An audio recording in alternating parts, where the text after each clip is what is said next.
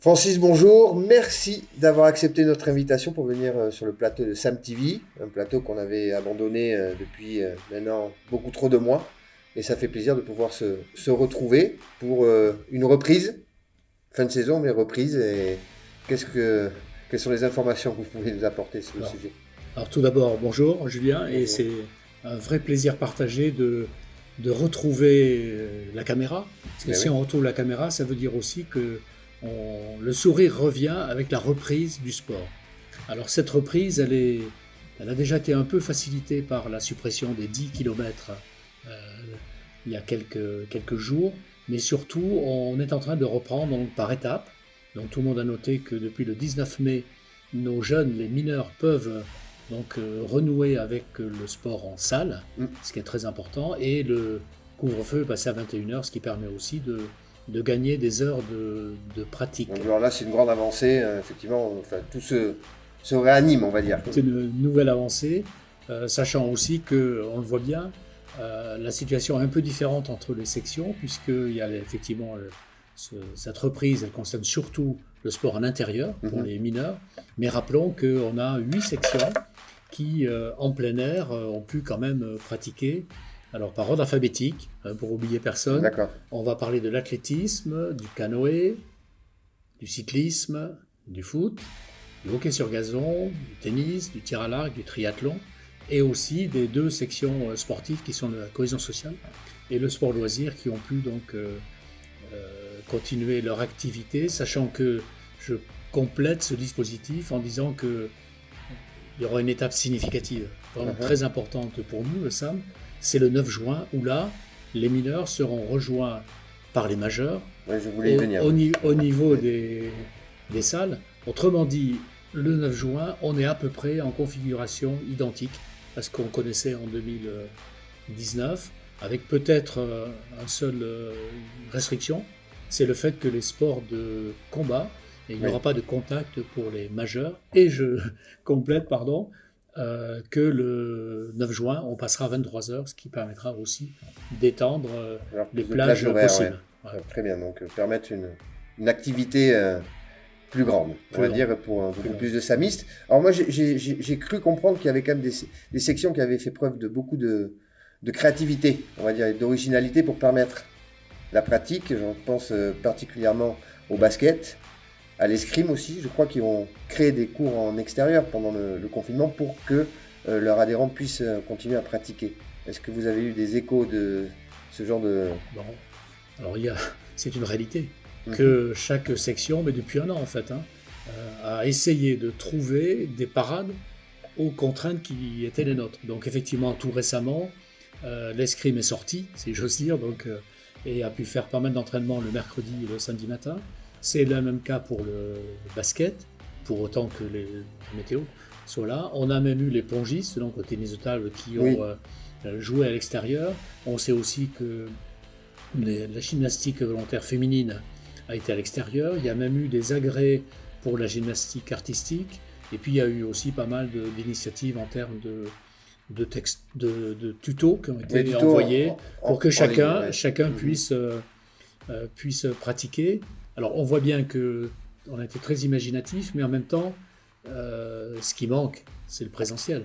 Ce qui manque, c'est Ouais. le fait d'être ensemble et de pouvoir partager l'entraînement, partager le plaisir de la compétition C'est ce que j'allais qui dire, nous oui, je manque crois. beaucoup. Si on échange avec des connaissances samistes, ou pas d'ailleurs, hein, ou d'autres sportifs, peut-être d'autres clubs, ce qui manque effectivement grandement, c'est la compétition, qui est source effectivement de joie, de peine, mais enfin de sentiments qui en fait construisent les relations humaines d'un groupe.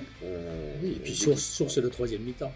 Et Et source aussi de il n'y a troisième. pas de troisième mi-temps s'il n'y a pas la première et la deuxième. Donc si on parle un peu sérieusement, c'est vrai que ça nous a manqué. On a vu quelques sections commencer les championnats avec beaucoup d'enthousiasme. Mhm. Bon, et la saison a été blanche, comme oui, c'est-à-dire qu'elle n'a pas, elle a été considérée comme n'ayant pas existé. Alors, Mais pas pour tout le monde. alors pas, oui. Alors, c'est vrai aussi que quelques sportifs de haut niveau, on va dire, au Voilà. niveau du SAM, donc, sont actuellement, je dirais, en préparation ou en compétition. Alors, on peut citer, je dirais, les sports marquants. Je pense tout d'abord au cécifoot, le football pour les personnes en déficience visuelle, qui sont en train de se préparer avec des matchs amicaux pour les Jeux Olympiques de Tokyo. Espérons qu'ils aient Ils ont eu la chance même d'aller à Madrid, je crois. Voilà. Et donc, affronter l'équipe espagnole en préparation pour Tokyo. Tout à fait. Et donc, ça a été une bonne séquence de préparation pour eux. On a Béatrice Aoustin, l'athlète, qui va participer au championnat d'Europe en sport adapté. Alors pour les gens, je te coupe Francis, mais pour les gens qui ne connaissent pas le cécifoot, il faut quand même dire qu'on a 5 joueurs qui font partie de la sélection de l'équipe de France. C'est pour ça qu'on insiste sur le cécifoot. C'est pas le SAM qui est parti se préparer, c'est l'équipe de France qui est partie se préparer à Madrid en vue des JO paralympiques de Tokyo. Et il y a donc 5 samistes qui font partie de cette aventure-là. Et après, tout est parti sur Béatrice Aoustin. Mais c'est tout à fait vrai. Et merci de le préciser, sachant qu'à l'intérieur, en plus de ces 5, on a Frédéric Villeroux, qui est le capitaine de l'équipe de France et qui aussi est un récent salarié du SAM. Et donc, on a Béatrice, effectivement, qui, en tant qu'athlète de sport adapté, donc, va faire les championnats d'Europe, c'est début juin. Et puis là, on est vraiment de pleine actualité. Cette semaine, on a Lucille Tessariol, nageuse, donc au sein du SAM Natation, entraînée par Guillaume Tartanac, qui, elle, est au championnat d'Europe et va, dans les heures qui viennent, peut-être, je n'ai plus le calendrier en tête, représenter la France au 4x200 mètres nage libre. Francis, c'est curieux et c'est très intéressant que tu évoques Lucille, puisqu'on a reçu un message de son entraîneur, Guillaume Tartanac, je vais vous le lire, qui fait le point sur Lucille. Donc, alors, Lucille participera aux séries du relais 4x200 nage libre, dames, au championnat d'Europe, donc à Budapest, ce vendredi là. Donc le relais devra se qualifier en finale pour y réaliser les minima olympiques. Ok. À l'issue des séries, la nageuse la moins rapide des 4 cédera sa place à Charlotte Bonnet, qui est donc en fait la figure de proue, la star de l'équipe française de natation. Donc on croise les doigts, et d'une, pour que le relais dames se qualifie pour la finale, et que Lucille soit dans les 3 meilleurs temps. Ce qui voudrait dire que peut-être qu'elle va valider son billet pour Tokyo. Alors ça serait quelque chose d'inattendu, parce qu'elle était quand même programmée pour 2024. Alors croisons les doigts, et peut-être qu'on aura donc une samiste au JO. Espérons-le.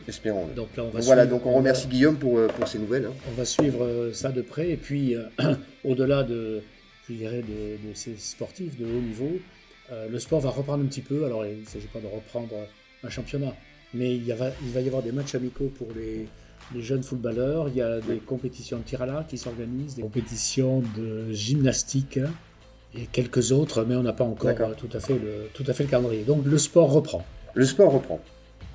Mais néanmoins, on a quand même fait le constat en introduction que on n'a pas trop fait de sport. Enfin, on a essayé de faire du sport au maximum, mais quand même très très contraint. On ne va pas éluder ce sujet-là. Effectivement, des SAMIS, enfin des adhérents ont payé leur cotisation, leur adhésion, mais pour une pratique un peu tronquée.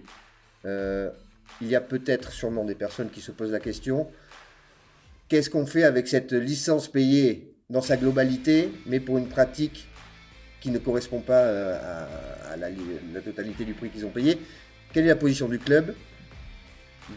Alors Julien, je crois que c'est un vrai sujet, et il ne s'agit pas de le mettre sous le tapis, dans la mesure où d'abord depuis quelques mois, on a communiqué sur ce sujet en disant qu'on allait essayer à la fin de la saison de faire un geste pour, je dirais, reconnaître le fait que la saison n'a pas été complète. Alors c'est vrai que certains nous disent administrativement, juridiquement, un club n'est pas obligé de rembourser une partie de la cotisation. Cela étant, on est quand même très conscient de la frustration, et donc le comité directeur a décidé que le SAM allait faire un geste. Et là, on peut dire des choses très concrètes aujourd'hui. Alors d'abord, on va le faire parce que, je dirais, la situation budgétaire du SAM le permet. Situation qui a été un peu compliquée, mais bien sûr facilitée par les aides du gouvernement en termes de chômage partiel, et aussi, il faut le dire, par une aide exceptionnelle de la mairie et du conseil départemental. Donc ça a créé un contexte où on peut faire ce geste, ce geste, il sera il sera compté comptablement, si on peut dire, enregistré comptablement sur les comptes de cette année, 2020-2021. Il sera différent suivant chaque section, puisque chaque section a sa propre spécificité. Et pour être concret, donc il y aura plusieurs possibilités. Soit les sections procéderont à un chèque qui sera donc fait au mois de juin-juillet, qui peut être différent aussi suivant majeur-mineur, puisqu'on a vu que la pratique était un peu différente.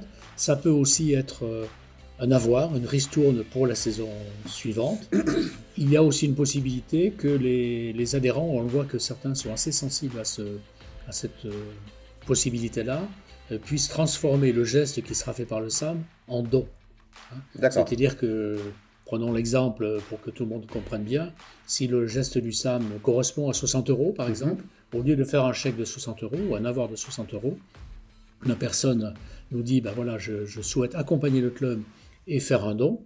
Et donc là, la personne, si elle est fiscalisée, elle pourra bénéficier de l'avoir fiscal de 66%, donc 40 € dans mon Donc exemple. on remettrait un CERFA, un papier qui officialise le don, et ce papier permet donc aux particuliers de le déclarer auprès des impôts pour pouvoir déduire 66% de la somme correspondante. C'est tout à fait ça. Et puis on sait aussi d'ores et déjà que quelques adhérents fidèles et connaissant bien le fonctionnement d'un club nous ont dit écoutez, voilà, je ne souhaite pas bénéficier de cet accompagnement. Donc un geste solidaire qu'on apprécie, évidemment, la solidarité des samistes par rapport à l'institution. En fait, ces gestes exceptionnels, c'est quand même pour préparer la saison qui vient, pour permettre l'accessibilité au plus grand nombre à la pratique dès septembre. Donc saison 21-22, Francis, y a-t-il des infos ou des sujets pour... Oui, d'abord, j'aimerais que le sourire soit aussi de pleine actualité au mois de septembre. Bon, je ne suis pas médecin, mais on peut quand même penser que la situation en septembre devrait être améliorée avec la vaccination, mais ce n'est pas notre sujet. Ce que l'on peut dire pour la rentrée, c'est plusieurs choses. C'est que d'une part, le SAM continuera à être très vigilant sur les aspects sanitaires, les gestes barrières, s'ils sont encore d'actualité, et surtout en respectant chaque protocole des fédérations. Ça, c'est un point important. Et puis, on va donc participer à l'opération de communication de rentrée, qui est le Forum des associations, qui a lieu le 4 septembre, organisé par la mairie. Et comme l'année dernière, le SAM occupera une place importante pour accueillir ses adhérents actuels et les prochains adhérents. Ce qui veut dire qu'on officialise le fait qu'il n'y aura pas de SAM Expo, les journées portes ouvertes du club classique, mais on s'intégrera donc, le club s'intégrera dans le Forum des associations, au même titre que c'est de l'année dernière, en septembre, en croisant les doigts pour qu'en septembre 2022, cette fois-ci, on puisse revenir à des journées portes ouvertes. Alors 2022, on y reviendra un tout petit peu après, mais effectivement, donc on sera là donc au forum, donc le 4 septembre. Donc sportivement, grande vigilance par rapport aux gestes barrières, mais je voudrais profiter de cette occasion pour donner deux infos qui vont d'ailleurs compléter les gestes exceptionnels dont on parlait tout à l'heure. C'est deux dispositifs. Premier dispositif qui est, certains en ont entendu parler, je pense, c'est le Pass Sport, qui est un dispositif gouvernemental et qui va permettre d'accompagner les familles dans la prise de licence. D'accord. Et donc, ça vient de sortir, donc on n'a pas encore tous les éléments, mais ce qu'il faut retenir, c'est que ça intéressera les jeunes âgés de 6 à 18 ans, et ça concernera les personnes qui bénéficient de l'allocation de rentrée scolaire. D'accord. Le gouvernement nous dit 5 millions de jeunes, donc c'est tout à fait significatif, et ça représente 50 €. Et autre dispositif là, qui émane de la municipalité de Mérignac, c'est le chèque rentrée Mérignac. D'accord. Alors ce chèque rentrée, il n'aura pas une vocation uniquement pour le sport, il accompagnera aussi les personnes qui s'engagent dans la culture et dans les loisirs. Et là, c'est aussi un dispositif de 50 € minimum et qui pourra aller jusqu'à 100 € en fonction du quotient familial et des ressources. Ce dispositif étant naturellement consacré aux habitants de Mérignac qui s'engagent dans une association mérignacaise. Voilà un petit peu la rentrée. Donc je pense que ces deux dispositifs sont vraiment de nature à faciliter la reprise d'adhésion. Et on espère évidemment que nous retrouverons le SAM d'avant, c'est-à-dire avec, je dirais, ces entraînements très importants et puis les compétitions, puisque le nerf de la guerre, c'est aussi de faire la compétition et d'apprendre, de savoir gagner et d'apprendre à perdre. Donc avant de se retrouver en septembre, il y a quand même une saison à clore, à finir. Sachant qu'on peut tous se retrouver maintenant autour du terrain, est-ce qu'il y a une idée qui serait dans l'air d'essayer de rassembler les samistes désireux de se retrouver d'ici fin juin ou début juillet Alors effectivement, on n'avait pas jusqu'à maintenant pris d'initiative parce qu'on ne savait pas trop quelles étaient nos possibilités. Et effectivement, on va organiser un moment samiste. Alors le moment samiste, ça reste à construire, ça reste à préciser, mais l'idée c'est ça, c'est un samedi, vraisemblablement le 3 juillet, avant que nous partions tous en vacances, de faire un moment où tous les samistes qui le souhaiteront pourront se retrouver, alors évidemment autour d'un verre, autour d'un repas que le SAM prendra en charge, mais aussi autour d'une animation sportive qui puisse être pratiquée par tous. Alors il ne s'agit pas que tout le monde fasse du karaté par exemple, ce serait difficile, mais on pense à des activités un peu douces comme la pétanque peut-être. D'accord. Le matin, l'après-midi, on peut aussi compléter pour les enfants par des jeux de ballon peut-être. Enfin voilà, ça reste à véritablement organiser, mais l'idée c'est ça, c'est de dire on a été